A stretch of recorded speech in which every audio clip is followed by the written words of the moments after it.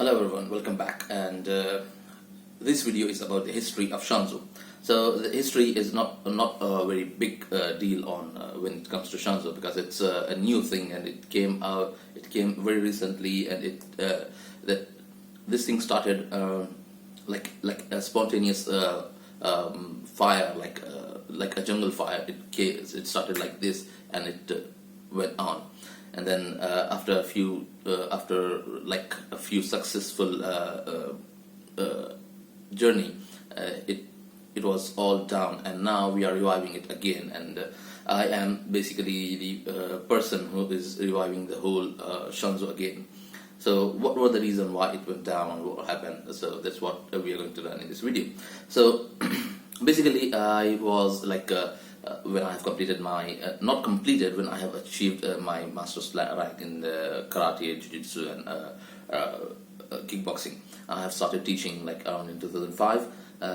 In March 2005, I started teaching martial arts, like all these things, karate, jiu-jitsu, and kickboxing, and all these things to. It was like March 2005, and my training classes were like on the terrace of my then home, and it was not a very big place. It was a small place, and we were teaching martial arts there, like mostly jiu-jitsu, karate, and then I was working on an idea of developing my own style. And initially I had named it different things, like I was experimenting with things, and it was going through the change and revolutions, a lot of changes every day. Like I used to teach students something, and then they come up with that, like this thing, like that thing was not perfect. Then I used to work on it and research on it and try to make it perfect. And it was a time that I would spend 6 to 7 hours a day in martial arts, like teaching in the morning, teaching in the evening, and in the middle of the time, in the middle of the day, I used to research on the internet. I used to watch tutorial videos and think of the things like what's not good in the video, what's good in the video, what can we take and what can we teach our students, that what not to do, and from those videos and the articles. And at that time, Wikipedia was not very big thing, and internet was not much informative. Like it was there, the information was there, and I have gained a lot from the internet. A lot of information, a lot of my research was on the internet on that day, on those days. But the thing is, like the information that is available now was not available at that time. So it was hard. It was kind of hard for me, not very hard, but it was kind of hard for me. So like I have searched the internet. I have downloaded a collection of books, like 2,000 books, which I have never read completely. But most of the books I have read, like around 900 or some books I have read, in 1.5 year of time. Like I used to go to college, go teach martial arts in the morning, then go to college, come back from college. I was not studying of my own studies, but I was studying about martial arts most of the time. So that's a lot about me. But when I was teaching, like it was just one place. Then my friends, like my colleagues that time, who were also in the martial arts, they have their own clubs. They wanted me to go there and teach the styles that I teach, and they would want to come to my classes and teach whatever they teach. Like I had a friend who was the Aikido.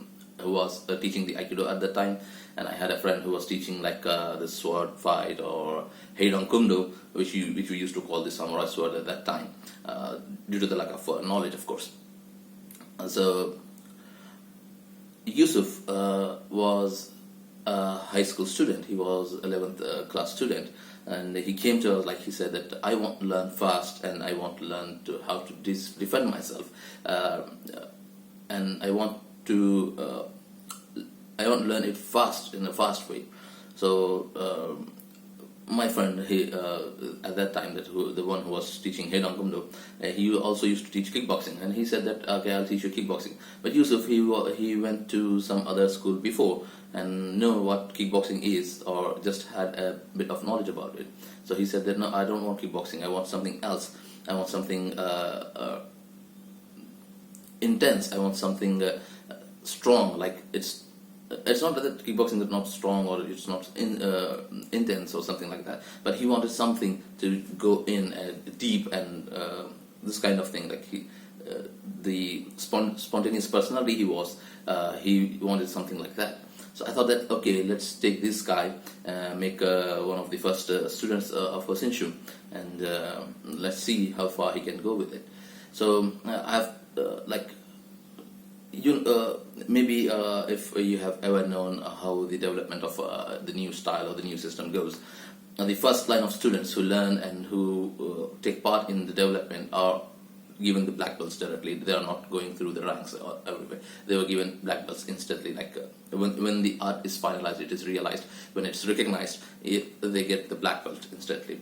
So he was on that first batch.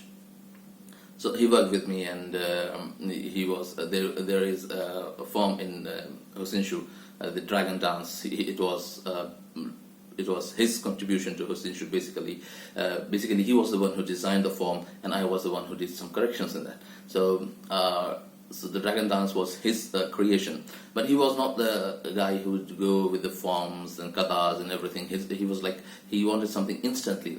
So he was looking for something. Then I told him to go for kickboxing once, to see what it is actually. Even though Hosinshu had the elements of kickboxing, but I wanted him to learn the pure kickboxing, so he should understand what the spontaneous form is, what is the what's being spontaneous is, and what's being patient means. What is the hard form and what's the soft form of martial arts. So he learned kickboxing, and surprisingly, he have completed the whole kickboxing course within 3 months. And then he was just to test him, we put him in a ring for intercity competition, and then he knocked the opponent down in 1 minute and 12 seconds something, and he became kind of a good fighter. Then he have attended 3 or 4 competitions and did well. And the competition was not not his thing. He was not the arena champion. He was not the player. He was a street fighter. He wanted something for the street fight. So then he was asking me, Master, I want something to be instant in the street fight. When I don't have time, I have 20 kind of opponents. I can't spend much time on one single opponent. I want to just go ahead and knock the opponents down as fast as I can. And so then my master, when my master was alive, and it was around 2006 or something. So it was around November 2006, and my master said that a master is coming from England, and he will be teaching the tactical combative for 5 days. And tactical combative is just a concept. It's not a martial art. It's not a style. It's just a concept, and you should attend the classes. So I took all of my senior students, including Yusuf, to this seminar. Tactical combative seminar. And once we attended the seminar, everything changed. The way we used to think, the way we were developing Hosinshu, and everything changed. And Yusuf got the basic concept that he was looking for. And then he took some important elements from Hosinshu, like leaving the weapons out and leaving the large footworks out and leaving the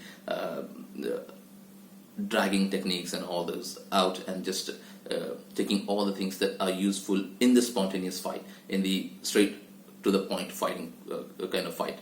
So he took all those things, and then he developed things, and it was raw, it was rugged. He started teaching in in the May or June 2007. He started his own dojo. He was teaching. He came in December 2005 or something, November or December 2005.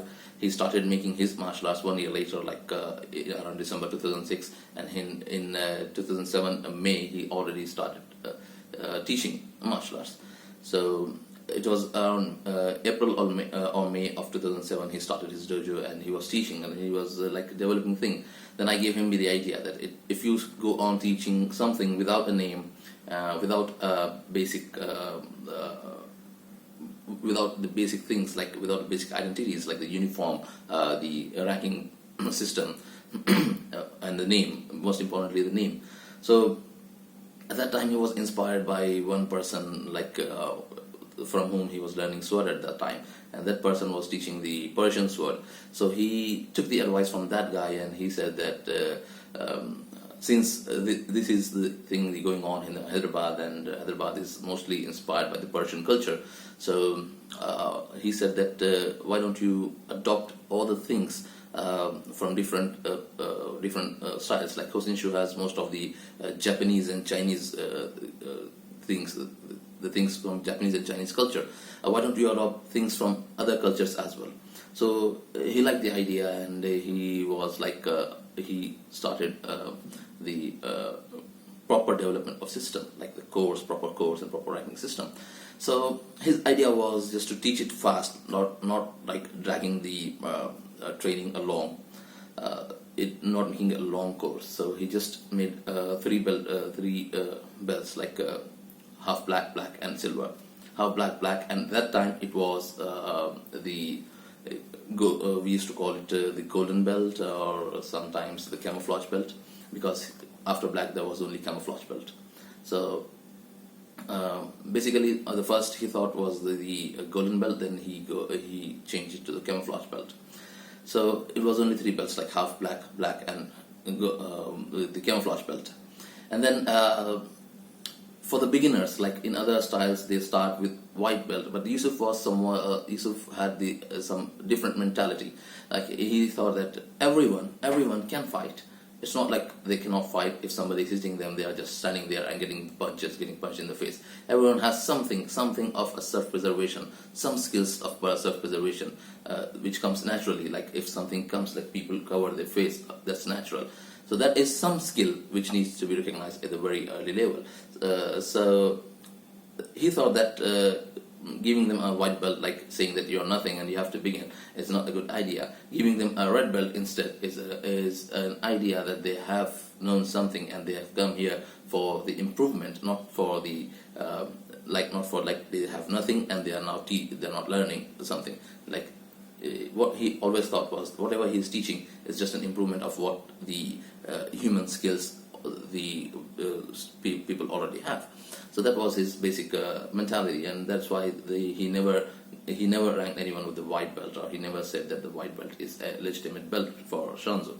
So he started with a red belt. So somebody comes in, he took the basic test, like the basic eligibilities, like if a person can do the basic exercises, if a person can withstand a minimum pain that he has to endure during the training, and if he is good for it, he will directly give him a red belt. And then the red belt was the first, like the novice is the red belt, the beginner, absolute beginner was the red belt, not the white belt. So that's how Shanzoe's tracking system does not have the white belt, it only has the red belt. So then half black and then black, and then after that he does not have anything, so he ranked himself as the camouflage belt. Now it was so fast, like within 1.5 years, it went so fast and so good. And then he started teaching it, and the students came in. Like the student would come, and due to his rigorous training regime and due to his rigorous conditioning exercises, they will just leave. That they will not even achieve the half black belt. So it was known that Shanzoe is so tough that most of the 90% of people will just drop out, and they will not achieve anything in that. So finally, in the February 2009 something, he was able to award black belts to 4 students, and that was the first batch of Shanzoe he had.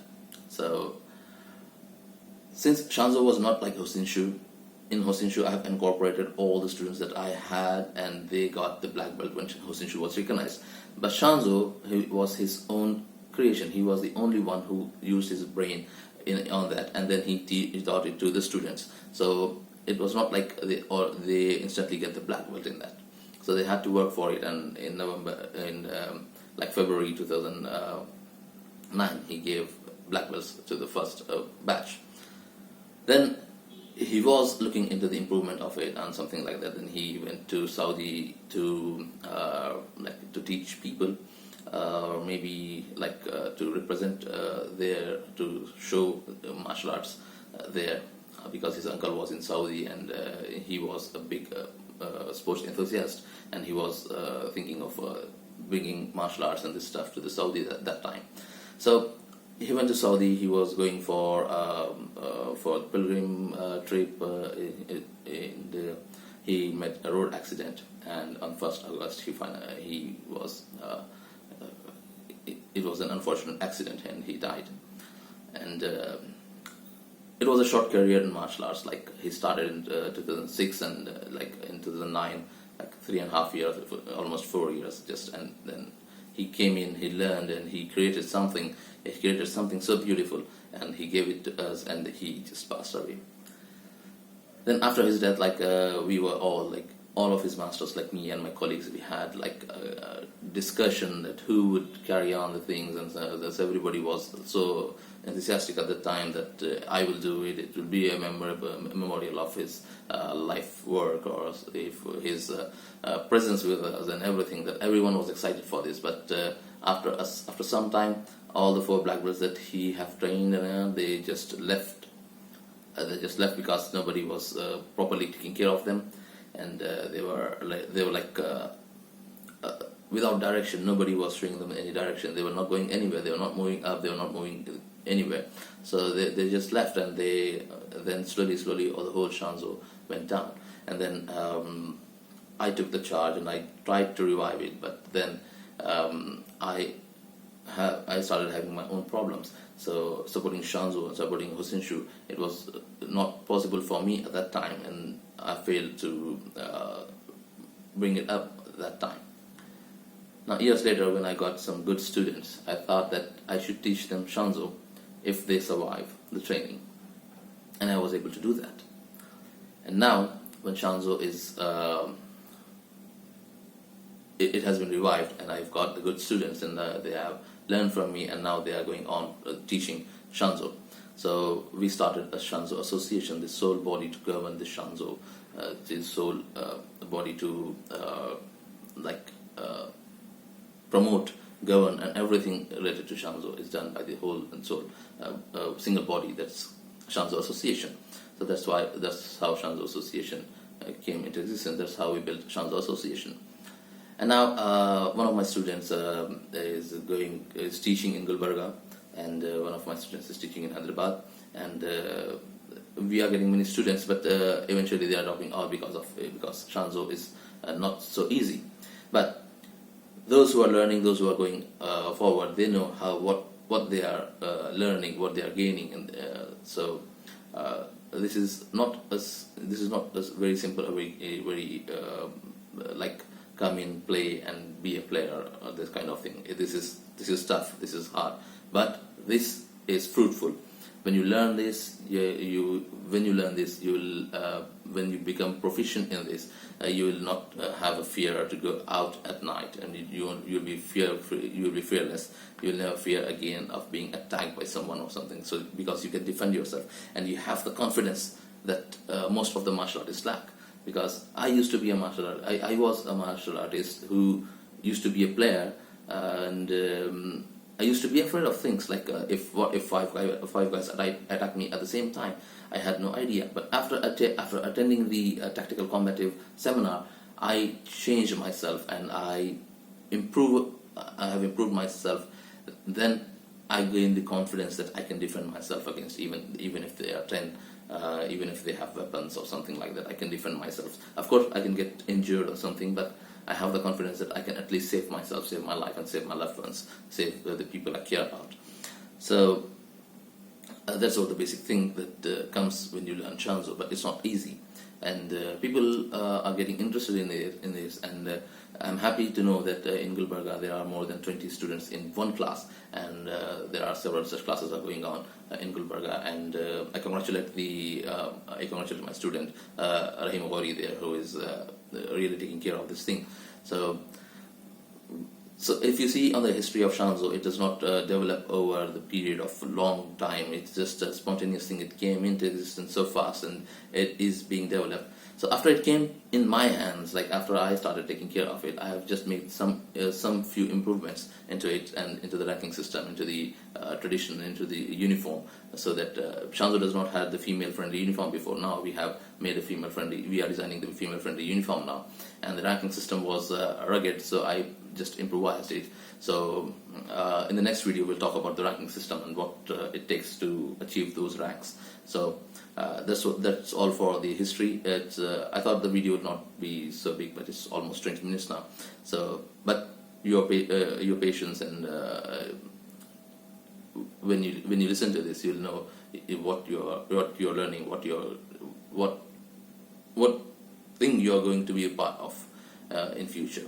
So if you are interested in Shanzoe, I would really like to welcome you, and I would like you to join one of my students in Hyderabad or in Gulbarga.